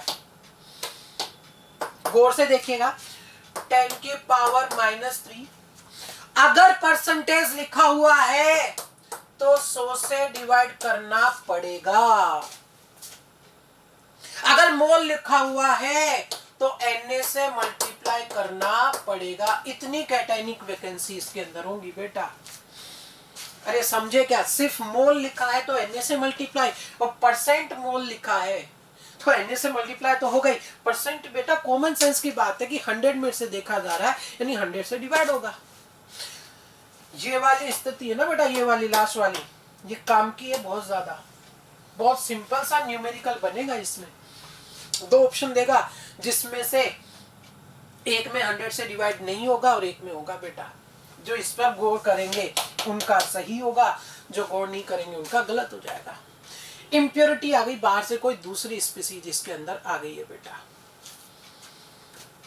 नेक्स्ट आ जाता है बेटा इसके बाद में, हालांकि ये पोर्शन बेटा फिजिक्स में डिटेल में पढ़ेंगे, फिजिक्स में ही इसको पढ़ाया जाएगा डिटेल में, लेकिन बहुत स्पीड से मैं कुछ लाइनें बोलता हुआ यहाँ पर चल जाता हूँ आगे बेटा, ठीक है। ये पूरा पोर्शन बेटा फिजिक्स में डिटेल में आप पढ़ते हैं, फिर भी सुन लीजिए एक बार बेटा, सिर्फ सुन लीजिए, ना भी लिखें तो भी कोई बात नहीं, पर सुन तो सकते हैं ना कम से कम बेटा। क्या है देखिए, classification of solid based on conductivity. कितने तरह का है? 3 तरह का, इंसुलेटर, सेमीकंडक्टर और कंडक्टर बेटा। इंसुलेटर में वैलेंस बैंड और कंडक्शन बैंड, अगर फिजिक्स में अभी नहीं हुआ तो नाराज होने वाली बात नहीं है, हो जाएगा बेटा, ठीक है ना, और हो चुका है तो बहुत अच्छी बात है। इंसुलेटर में वैलेंस बैंड और कंडक्शन बैंड में एनर्जी गैप ज्यादा होता है। एक्चुअली होता क्या है कि इलेक्ट्रॉन वैलेंस बैंड से कंडक्शन बैंड में शिफ्ट होते हैं, तब जाके करंट फ्लो होता है बेटा, ठीक है। तो इंसुलेटर में ये गैप बहुत ज्यादा होता है, इसलिए वैलेंस से कंडक्शन में इलेक्ट्रॉन जा नहीं पाते, करंट फ्लो होता नहीं है। इनकी कंडक्टिविटी रेंज जो है बेटा 10⁻⁻20 से 10⁻10 ओम इनवर्स मीटर इनवर्स होती है। शायद कंडक्टिविटी नाम सुना होगा आपने बेटा। सेमीकंडक्टर में गैप इंसुलेटर से कम होता है और कंडक्टर से ज्यादा होता है बेटा, और इसमें कंडक्टिविटी रेंज कितनी है 10⁻⁻6 से 10⁻4 ओम इनवर्स मीटर इनवर्स बेटा। और आप जानते होंगे कि जनरली सेमीकंडक्टर के लिए बेटा सिलिकॉन और जर्मेनियम काम में आते हैं। कौन काम आते हैं? सिलिकॉन और जर्मेनियम बेटा। कंडक्टर में क्या होगा कि वैलेंस बैंड और कंडक्शन बैंड में एनर्जी गैप या तो बहुत नेग्लिजिबल होगा बेटा, या ये आपस में ओवरलैप ही देखे जाएंगे, और इसमें कंडक्टिविटी रेंज बहुत ज्यादा होती है 10⁻4 से 10⁻7 ohm inverse metre inverse. 3 category आपके पास है बैंड के हिसाब से, बैंड थ्योरी के हिसाब से बेटा। अब बात की जाए बेटा इसमें से सेमीकंडक्टर की, 2 कैटेगरी इसकी हैं, एक इंट्रिंसिक या प्योर और दूसरा एक्सट्रिंसिक या इम्प्योर, या उसे ही डोप्ड कह देते हैं। फिर मैं कह दूं कि ये फिजिक्स में पूरा चैप्टर पढ़ोगे, मैं बहुत आउटलाइन 2-4 बातें बोल रहा हूं बस बेटा, ज्यादा बोल ही नहीं रहा, खुद ही नहीं बोल सकता मैं ज्यादा। देखिए बेटा, सेमीकंडक्टर इंट्रिंसिक या प्योर है और एक्सट्रिंसिक या इम्प्योर, 2 कैटेगरी उसके है अपने पास में बेटा। पहली कैटेगरी में सिलिकॉन और जर्मेनियम मैंने लिखा। ध्यान दीजिए बेटा कि आपको क्या मैंने डायमंड का लैटिस समझाया था? क्या डायमंड का क्या बताया था? ZnS के टाइप का, कुछ याद हो तो, कि कार्बन FCC में होता है, साथ में 50% टेट्राहेड्रल वुड में होता है। बिल्कुल उसी तरह का लैटिस सिलिकॉन और जर्मेनियम का भी होता है। आप अगर फिजिक्स की NCERT पढ़ेंगे सेमीकंडक्टर वाले चैप्टर की, तो बाकायदा आपको ये लिखा हुआ मिलेगा, वहां मिलेगा, उसमें लिखा हुआ है बेटा कि डायमंड की कार्बन की डायमंड फॉर्म हुई, सिलिकॉन हुआ, जर्मेनियम हुआ बेटा, इनका क्रिस्टल इसी के तरह का होता है कि FCC प्लस 50% टेट्राहेड्रल वुड।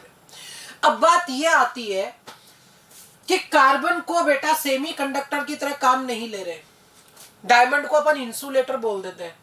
अरे डायमंड किस रेंज में चला जाता है? इंसुलेटर की रेंज में बेटा, कार्बन की डायमंड फॉर्म, जबकि सिलिकॉन और जर्मेनियम सेमीकंडक्टर की रेंज में आ गए। ऐसा क्या हो गया कि कार्बन काम नहीं आ पा रहा, जबकि ग्रुप तो सेम ही है। एक्चुअली क्या होता है बेटा कि कार्बन का IP, कार्बन का IP ज्यादा होता है। IP अगर ज्यादा होगा तो क्या कार्बन का इलेक्ट्रॉन आसानी से शिफ्ट होगा कि मुश्किल से? मुश्किल से बेटा।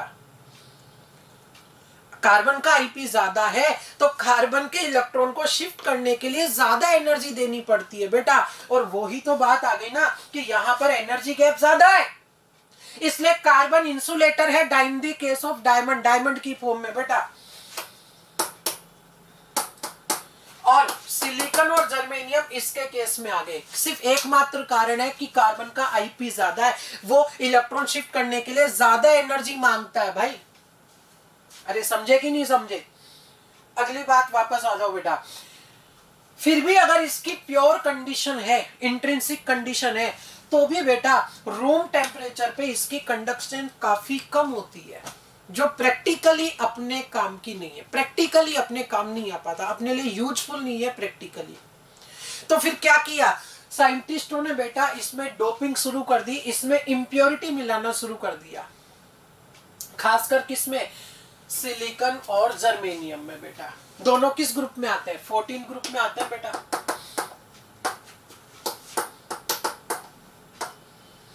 तो डोपिंग करने पर एक्सट्रिंसिक टाइप का सेमीकंडक्टर मिलेगा, इंप्योर सेमीकंडक्टर मिलेगा। दो कैटेगरी उसकी मिल सकती है, एक पी टाइप और एक एन टाइप। यहां पर बेटा इलेक्ट्रॉन डेफिशिएंट कैटेगरी होती है और यहां पर इलेक्ट्रॉन रिच कैटेगरी होती है। रटना नहीं है, समझाऊंगा, डरो मत, थोड़ा सा समझाऊंगा, ज्यादा नहीं बोलूंगा। यहां मिक्स की जाती है बेटा किसकी इंप्योरिटी, 13th ग्रुप की बेटा।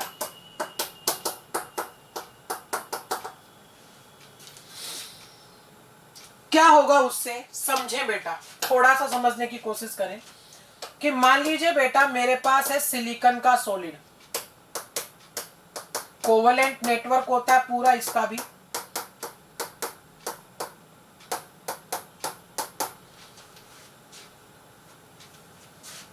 देखते जाइए।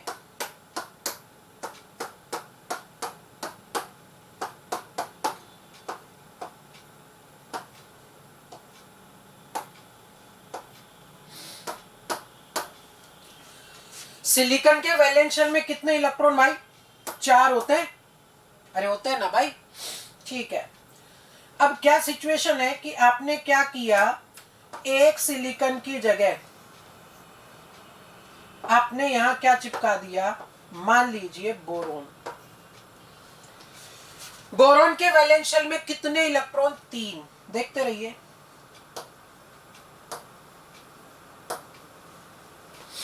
सिलिकॉन के वैलेंस शेल में कितने इलेक्ट्रॉन बोल रहा हूं भैया, 4। देखिए क्या विजुअलाइज हो रहा है, नहीं हो रहा तो कोई बात नहीं भाई, ये लो।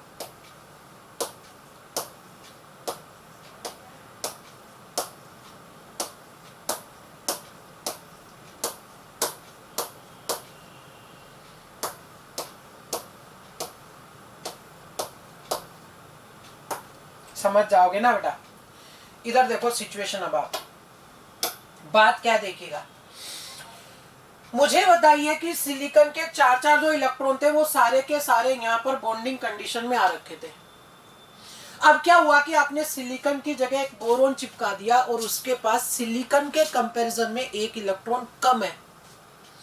ऐसे में क्या होगा, ऐसे में ये होगा कि बेटा यहां बीच में बचेगी खाली जगह जहां बॉन्डिंग भी नहीं हो रखी, और इस खाली जगह को कहा जाता है क्या, होल।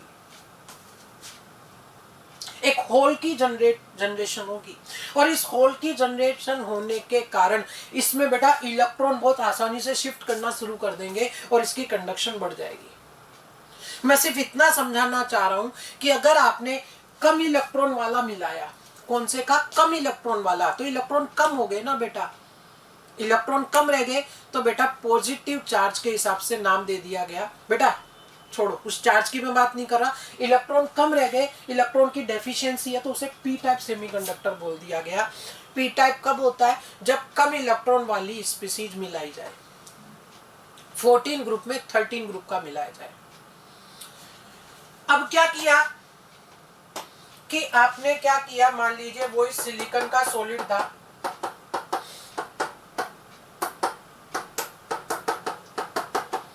बेटा ना डरे, फिजिक्स में बहुत ज्यादा डिटेल में पूरा चैप्टर डिस्कस किया जाएगा आपसे। बहुत अच्छा चैप्टर, सिंपल चैप्टर है, जो भी है बेटा आप पढ़ेंगे इसे फिजिक्स में डिटेल में। ये सिलिकॉन के 4, फिर सिलिकॉन के 4, फिर सिलिकॉन के 4, ये बेटा इसके 4 वैलेंस इलेक्ट्रॉन मैंने यहाँ चिपका दिए। अब तो समझ सकते हो आप।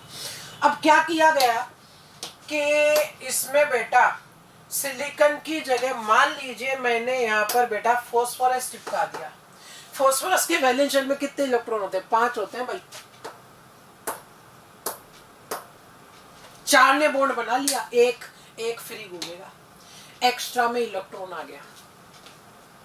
तो क्या ये इलेक्ट्रॉन रिच हो गया? बिल्कुल बेटा। और इलेक्ट्रॉन रिच हो गया इसलिए इसको क्या बोल दिया? N type semiconductor. यानी 14th ग्रुप में किसको मिलाना पड़ेगा भाई? बोलो रे। इसमें मिलाना पड़ेगा बेटा किसको? 15th ग्रुप को बेटा। और 15 ग्रुप में आप क्या क्या मिला सकते हो?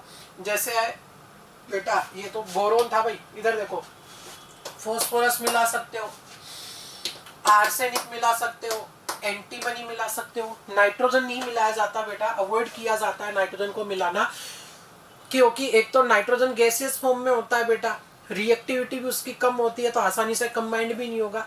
ठीक है ना बेटा? तो नाइट्रोजन की जगह इनको मिलाया जाता है। तो 13 ग्रुप अगर मिलाया गया, 13 ग्रुप, तो पी टाइप बनेगा। और बेटा 15 अगर मिलाया गया किसमें? 14 वाले में बेटा, तो पी टाइप, सॉरी ये 13 मिलाया तो पी टाइप मिलेगा, 15 मिलाया तो एन टाइप मिलेगा। ये इलेक्ट्रॉन रिच की कैटेगरी है और ये इलेक्ट्रॉन डेफिशिएंसी की कैटेगरी है। एक और छोटा सा है बेटा क्लासिफिकेशन का पहले यूज लिखे हुए, फिर वही है बेटा, फिजिक्स में डिटेल में पढ़ोगे, नाराज होने वाली बात नहीं है। एनपी या पीएन डायोड जो होते हैं बेटा वो रेक्टिफायर का काम करते हैं। एनपीएन या पीएनपी ट्रांजिशन बेटा ऑडियो सिग्नल को डिटेक्ट करते हैं और फिर उसकी एम्पलीफिकेशन करते हैं। और फोटो डायोड और सोलर सेल लाइट एनर्जी को इलेक्ट्रिसिटी में कन्वर्ट करते हैं बेटा, कि फोटोन आया और वर्क फंक्शन से अगर ज्यादा एनर्जी है तो इलेक्ट्रॉन निकला, इलेक्ट्रॉन निकल के जैसे ही चलेगा तो इलेक्ट्रॉन के फ्लो का अपोजिट क्या होता है? करंट फ्लो, इलेक्ट्रिसिटी मिल जाएगी बेटा। ठीक है।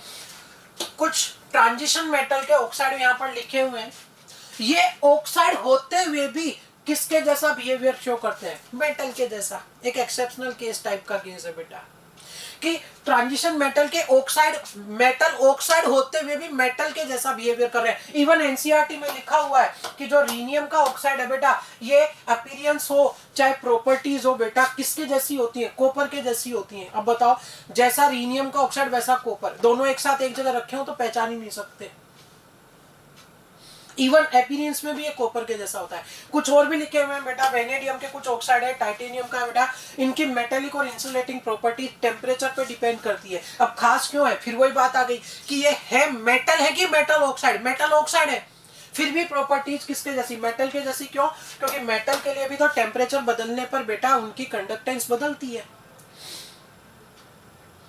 नेक्स्ट है बेटा क्लासिफिकेशन ऑफ सॉलिड, किस पर बेस्ड है? ये है बेटा based on their magnetic properties. फिर वही बात है बेटा कि देखो, पढ़ोगे तो फिजिक्स में इसको डिटेल में, छोटी छोटी सी 2-4 बातें मैं बोलते हुए बढ़ रहा हूं आगे, कि मैग्नेटिक प्रॉपर्टीज का कारण क्या है बेटा? इलेक्ट्रॉन।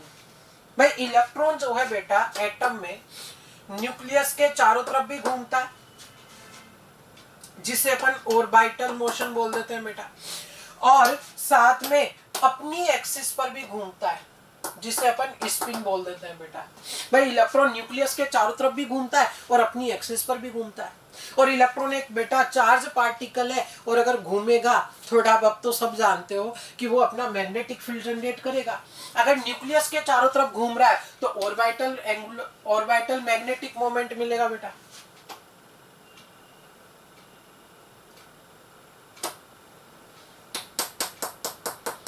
कौन सा? ऑर्बिटल मैग्नेटिक मोमेंट, सॉरी लिखने में थोड़ी एरर होता।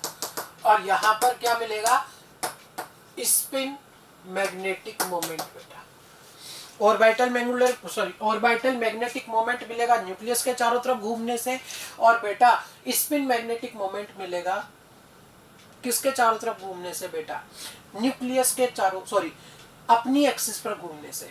फिर सुन लीजिए, न्यूक्लियस के चारों तरफ अगर घूम रहा है तो ऑर्बिटल वाला है, और अपने एक्सिस पर घूम रहा है तो स्पिन वाला है। दोनों ये चीजें कवर होंगी।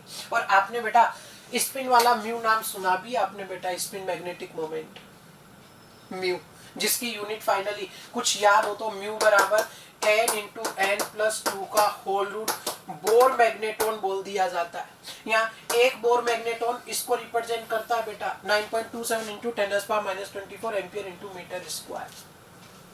कुछ नहीं, सब फिजिक्स में पढ़ोगे आप डिटेल में, मैं फटाफट हिंट करते हुए चल रहा हूं बेटा। टोटल मेरे पास 5 है यहाँ पर, पैरामैग्नेटिक, डायामैग्नेटिक, फेरोमैग्नेटिक और एंटी फेरो और फेरी। कितने नाम है बेटा? 5 नाम है, पैरा, डाया, फेरो, एंटी फेरो और फेरी। पैरामैग्नेटिक बेटा होगा क्या कि अगर अनपेयर्ड इलेक्ट्रॉन प्रेजेंट है, अनपेयर्ड इलेक्ट्रॉन, तो बेटा इलेक्ट्रॉन है अपना मैग्नेटिक फील्ड जनरेट करेगा, और ये मैग्नेटिक फील्ड जो है बेटा एक्सटर्नल मैग्नेटिक फील्ड के साथ में वीकली अट्रैक्टेड होगा अगर इलेक्ट्रॉनों की संख्या कम है तो बेटा। भाई अनपेयर्ड इलेक्ट्रॉन है और ज्यादा नहीं है, बहुत ज्यादा नहीं है, तो वीकली अट्रैक्ट होगा बेटा, और इसका जो मैग्नेटाइज होगा ये भी मैग्नेटिक फील्ड की डायरेक्शन में मैग्नेटाइज होगा बेटा।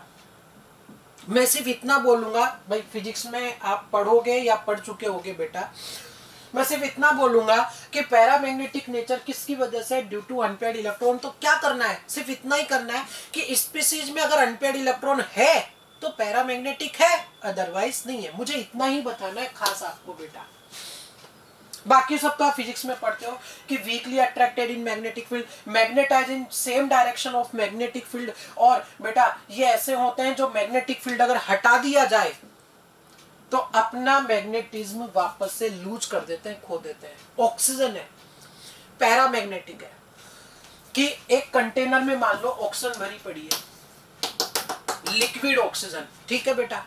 अगर मैं इसमें मैग्नेटिक फील्ड लगाऊंगा तो ये उसके पास चली जाएगी, लेकिन अगर मैंने मैग्नेटिक फील्ड हटा दिया तो ये वापस इसी सिचुएशन में आ जाएगी बेटा। अरे समझे क्या बेटा?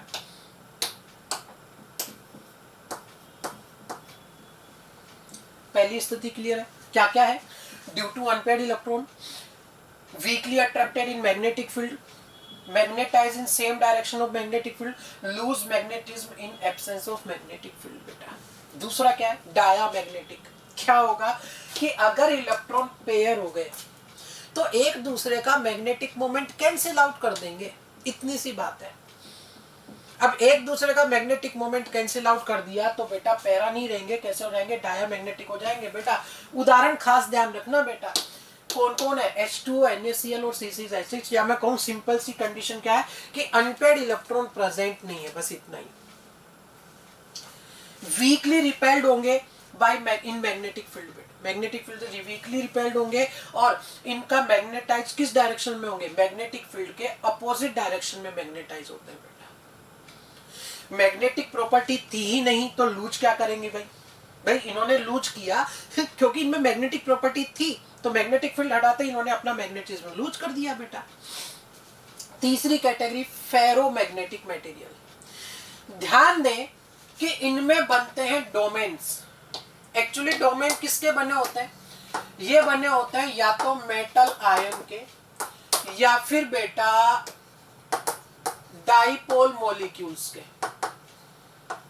कि बहुत सारे मेटल आयन एक साथ अरेंज हो गए या बहुत सारे पोलर मॉलिक्यूल एक साथ अरेंज हो गए।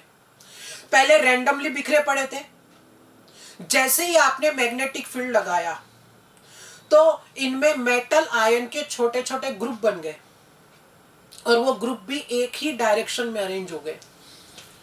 ये एक डोमेन मैंने बना दिया, एक डोमेन, एक डोमेन, एक डोमेन। ये सारे मैग्नेटिक फील्ड की डायरेक्शन में अरेंज हो गए, और ये हर एक जो है ना बेटा एक अपने आप में ग्रुप है, ग्रुप अपने आप में। तो ऐसे में क्या होगा बेटा कि इसमें मैग्नेटिक फील्ड के लिए अट्रैक्शन बहुत ज्यादा आएगा कि नॉर्मल आएगा? बहुत ज्यादा आ जाएगा। वो वीकली अट्रैक्टेड थे, ये स्ट्रॉन्गली अट्रैक्टेड हो गए, क्योंकि डोमेन्स आ गए, मतलब ग्रुप आ गए पूरे के पूरे। अरे ये क्या है? ये है ग्रुप। किसका? ग्रुप्स का। फिर सुन लीजिए कि डोमेन अपने आप में ग्रुप है, और वो फिर सारे एक ही डायरेक्शन में अरेंज हो गए बेटा। उदाहरण खास ध्यान रखने वाली बात है। कैसे याद रखोगे कि फैकोनी गधा, क्या? फैकोनी गधा और CrO2 वो किस में चले गए? फेरोमैग्नेटिक मटेरियल में। अगली खास बात, सबसे इंपॉर्टेंट बात यही है बेटा, क्या लिखा हुआ देखिए कि orientation of domains remains persist even on removing of magnetic field, कि आपने एक बार मैग्नेटिक फील्ड लगा के इसमें सारे डोमेन एक ही डायरेक्शन में अरेंज कर दिए, उसके बाद अगर मैग्नेटिक फील्ड हटा भी लेते हो तो डोमेन का अरेंजमेंट वापस से बदलता नहीं है, वो परमानेंट हो जाता है। और इसी वजह से इनके क्या बनाए जाते हैं, परमानेंट मैग्नेट बनाए जाते हैं। किसके, फेरोमैग्नेटिक मटेरियल के। उदाहरण क्या है, फेकोनी, गदा और CrO2 बेटा। एक नाम आता है बेटा एंटी फेरो, देखिए नाम से ही आ रहा है बेटा फेरो, और फेरो का अपोजिट क्या होगा, एंटी फेरो। इसमें भी डोमेन तो है, लेकिन डोमेन्स बेटा बताइए पैरेलल अरेंज्ड है या एंटी पैरेलल बेटा, ये एंटी पैरेलल अरेंज्ड हो गए। अरे ये सारे कैसे अरेंज थे, ये सारे पैरेलल अरेंज थे, सारे के सारे डोमेन। लेकिन अगर एंटी पैरेलल अरेंज्ड हो गए तो क्या मैग्नेटिक मोमेंट बचेगा कि कैंसिल आउट होगा? अरे भैया कैंसिल आउट हो जाएगा, तो मैग्नेटिक फील्ड की तरफ अट्रैक्शन नहीं होगा। एग्जाम्पल MNO, एग्जाम्पल भी पूछ सकता है सीधा कि which one of the following is anti ferromagnetic species, MNO answer जाएगा। मैंने वो एग्जाम्पल लिखे जो NCERT में दिए हुए। फिर क्या नाम है, फेरी। ध्यान दो, फेरो अलग, फेरी अलग। फेरी में क्या है कि है तो एंटी पैरेलल लेकिन अनइक्वल नंबर में। तो देखो जैसे ये कैंसिल हुआ, ये कैंसिल हुआ, लेकिन अभी भी ये दोनों तो बच गए ना। उदाहरण ध्यान रखने के, मैग्नेटाइट Fe3O4। फेराइट में बेटा क्या केस आता है कि +2 का बेटा ये +3 का, ठीक है, या छोड़ो स्टेट भी ना रखो तो सिंपल उदाहरण तो ध्यान रख सकते हो ना बेटा, परेशान होने की बात नहीं है। Mg Fe2O4 या Zn Fe2O4 बेटा। और कैसे होते हैं, वीकली अट्रैक्टेड होते हैं बेटा, स्ट्रॉन्गली अट्रैक्टेड ये नहीं होते। क्या लिखा हुआ है खास पढ़े, lose ferrimagnetism on heating, गर्म करने पर अपना फेरी मैग्नेटिज्म लूज कर देंगे बेटा, और कैसे हो जाते हैं, पैरामैग्नेटिक। तो मुझे बताइए परमानेंट मैग्नेट बनाने के लिए मैं इनको काम में लूं या फिर बेटा फेरो को? फेरो को काम में लेना प्रीफर करूंगा बेटा मैं, क्योंकि ये अपना स्ट्रॉन्गली अट्रैक्शन वाला फैक्टर लूज नहीं करते। क्या स्थिति क्लियर हुई बेटा आप लोगों को? 2-3 बार रिवाइज करोगे तो सीख जाओगे बेटा, रिवीजन तो जरूरी है। कुछ सवाल है NCERT के बेटा। क्या लिखा हुआ है पहला, what type of defect can arise when A solid is heated. बेटा गर्म किया गया तो बेटा कौन सा डिफेक्ट बनता है, वैकेंसी डिफेक्ट बनता है क्या बेटा। व्हाट फिजिकल प्रॉपर्टीज अफेक्टेड, बेटा क्या डेंसिटी जो है वो कम हो जाती है क्या, बस इतना सा आंसर है। डायग्राम बनाओ वैकेंसी वाला और आंसर हो जाएगा। What type of stoichiometric defect, हाँ बेटा ZNS कौन सा देता है भाई, ZNS देता है बेटा फ्रेंकल, और AZBR बेटा दोनों देता है। कौन कौन से, शॉर्टकी भी देगा और फ्रेंकल भी देगा। कुछ याद आया? अगला सवाल, explain how vacancies are introduced in an ionic solid when a cation of higher valence is added. अगर हाई वैलेंसी का कोई कैटायन इंट्रोड्यूस कर दिया गया, वो भी इम्प्योरिटी वाले में, यानी किसका केस है बेटा, NaCl और SrCl2 वाला केस है। तो कैसी वैकेंसी मिली थी इसमें, इसमें मिली थी कैटायनिक वैकेंसी बेटा। और अगर लिखना पड़े तो बेटा इसमें कौन सा एग्जांपल समझा दो, crystallization of NaCl in presence of small amount of SrCl2 बेटा। और +2 वाला अगर आया तो बेटा एक स्टोन से मारने पर एक कैटायनिक वैकेंसी जनरेट कर रहा है। नेक्स्ट क्या है, आयनिक solid which have anionic vacancy. ठीक है भैया, कहीं ना कहीं F सेंटर की तरफ जा रहा है बेटा। Due to metal excess defect develop colour, explain. हाँ भैया F सेंटर वाला। और बेटा एग्जाम्पल कौन सा, कि NaCl को सोडियम की वेपर में गर्म कर देना। समझ गए क्या भाई? A group 14 element is to be converted into N type. N type में कन्वर्ट करना है तो कौन से ग्रुप के मिलाने पड़ेंगे, 15th ग्रुप वाले इसमें मिक्स करने पड़ेंगे बेटा, 15 ग्रुप वाले की डोपिंग करनी पड़ेगी। नेक्स्ट क्या है, what type of substances would make better permanent magnet. कौन से बेटा, फेरोमैग्नेटिक। और क्यों? क्योंकि ये बेटा वापस से मैग्नेटिक फील्ड हटाने पर अपना मैग्नेटिज्म लूज नहीं करते बेटा, इसलिए इनको प्रीफर किया जाता है। क्या ये कंडीशन क्लियर है बेटा आप लोगों को? मैं फिर कहूंगा कि एक बार वीडियो रिवाइज कर लीजिए या बार बार इन्हें रिवाइज करें तो चीजें याद हो जाएंगी। एक्सरसाइज मॉड्यूल की पहली एक्सरसाइज बनानी जरूरी है, जरूर बनाएं बेटा। जो डाउट हो वो पूछ ले, अगर एक्सरसाइज बनाओगे तब ही सीखोगे, खुद पे भरोसा रखो। देखो अगर फटाफट से अपन डिफेक्ट वाला पोर्शन रिवाइज करें बेटा, तो ओवरऑल कंडीशन क्या है देखो। इम्प्योरिटी या डिफेक्ट मतलब डेविएशन फ्रॉम आइडियल बिहेवियर है, इरेगुलरिटी है बेटा। अगर एक कॉन्स्टिट्यूएंट पार्टिकल के अराउंड डेविएशन आ रहा है तो उसे पॉइंट डिफेक्ट बोलेंगे। पूरी लाइन ही खराब है अगर बेटा एंटायर रो में डेविएशन है तो उसे लाइन डिफेक्ट बोलेंगे। अपने सिलेबस में पॉइंट डिफेक्ट है, 3 कैटेगरी उसकी बनी, स्टोइकियोमेट्रिक, नॉन स्टोइकियोमेट्रिक और इम्प्योरिटी वाला। स्टोइकियोमेट्रिक वाले को ही बेटा अपन थर्मोडायनेमिक या इंट्रिंसिक डिफेक्ट भी बोल देते हैं। खास चीज क्या है कि कोई भी डिफेक्ट आए, समझा चुका हूं आपको बेटा कि इलेक्ट्रिकल न्यूट्रलिटी कभी भी डिस्टर्ब नहीं होगी। फॉर्मूला बदल भी सकता है और नहीं भी। अगर नहीं बदला तो स्टोइकियोमेट्रिक फॉर्मूला बदल गया तो नॉन स्टोइकियोमेट्रिक और स्पीशीज दूसरी ही आ गई कोई बेटा तो इम्प्योरिटी डिफेक्ट हो जाएगा। ठीक है, अब स्टोइकियोमेट्रिक डिफेक्ट की अपन में पास बेटा 2 कैटेगरी है, एक नॉन आयनिक सॉलिड में और एक आयनिक सॉलिड में बेटा। अगर बात की जाए नॉन आयनिक में तो वैकेंसी है और साथ में इंटरस्टिशियल है। क्या हुआ कि थर्मली हीट किया तो बेटा जो कॉन्स्टिट्यूएंट पार्टिकल है वो लैटिस छोड़ के बाहर चला गया तो वैकेंसी बन गई बेटा, डेंसिटी कम हो जाएगी। इंटरस्टिशियल में क्या हुआ कि कोई एक्स्ट्रा में पार्टिकल बाहर से आ गया, एक्स्ट्रा में आया इंटरस्टिशियल वॉइड में तो डेंसिटी बढ़ गई। आयनिक का अगर केस है बेटा तो आयनिक में शॉर्टकी और फ्रैंकल 2 नाम अपन ने पढ़े। अगर कैटायन और एनायन की रेडियस सिमिलर है तो बराबर संख्या में कैटायन एनायन लैटिस छोड़ के चले जाएंगे। खास ध्यान दे कि डेंसिटी कम हो जाएगी, न्यूट्रलिटी सेम रहेगी, फॉर्मूला सेम रहेगा, लेकिन शॉर्टकी में डेंसिटी कम हो जाएगी। याद रखने के लिए सिंपल ट्रिक कि शॉर्टकी में शॉर्ट लगा, शॉर्ट लगते ही बाहर चले गए तो डेंसिटी कम हो गई बेटा। उदाहरण के लिए NaCl, KCl, सीजियम क्लोराइड और AgBr। फ्रैंकल में कैटायन एनायन की रेडियस डिसिमिलर होंगी बेटा।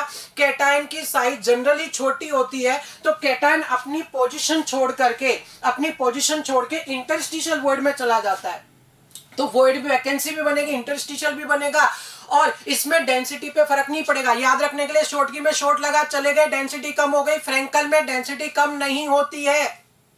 उदाहरण के लिए बेटा ZnS, AgCl, AgBr और AgI। सबसे खास उदाहरण कि AgBr जो है बेटा उसमें शॉर्टकी और फ्रैंकल दोनों तरह का डिफेक्ट देखने को मिलता है। नेक्स्ट आ जाता है बेटा इसके बाद में कौन सा, नॉन स्टोइकियोमेट्रिक में मेटल एक्सेस हो सकती है, मेटल डेफिशिएंसी हो सकती है। मेटल एक्सेस में बेटा ड्यू टू एनायनिक वैकेंसी होती है या फिर due to extra metal in interstitial void. Anionic vacancy वाला उदाहरण NaCl को सोडियम वेपर में गर्म करने का हो गया, वहां पर एनायनिक वैकेंसी जो बनी उसमें इलेक्ट्रॉन आ जाता है जिसे एप सेंटर बोलते हैं और उसी की वजह से कलर इंपार्ट होता है बेटा। Metal excess due to extra cation वाले में भी बेटा जो मेटल कैटायन है वो इंटरस्टिशियल वॉइड में इलेक्ट्रॉनों को साथ लेके आएगा और वो इलेक्ट्रॉन विजिबल रीजन से एब्जॉर्प्शन इमिशन करके कलर इंपार्ट करेंगे बेटा। नेक्स्ट है मेटल डेफिशिएंसी बेटा, कब हो सकता है कि अगर वेरिएबल ऑक्सीडेशन स्टेट एग्जिबिट करे स्पीसीज कि बेटा आयरन +2 था +3 में अगर शिफ्ट हो गया तो बेटा ऐसे में एक आयरन को जगह खाली करनी पड़ी बेटा, फॉर्मूला यहाँ पर बदल जाएगा। समझ आई बात बेटा। इंप्योरिटी में उदाहरण क्या ले लिया अपन ने कि NaCl का क्रिस्टलाइजेशन किया इन प्रेजेंस ऑफ SrCl2। जितने Sr2+ इसके अंदर आएंगे उतनी ही कैटायनिक वैकेंसी इसमें बनेगी। मोल है तो Na से मल्टीप्लाई होगा, परसेंटेज मोल है तो Na के साथ मल्टीप्लाई होगा, साथ में 100 से डिवाइड भी होगा। क्लियर है भाई।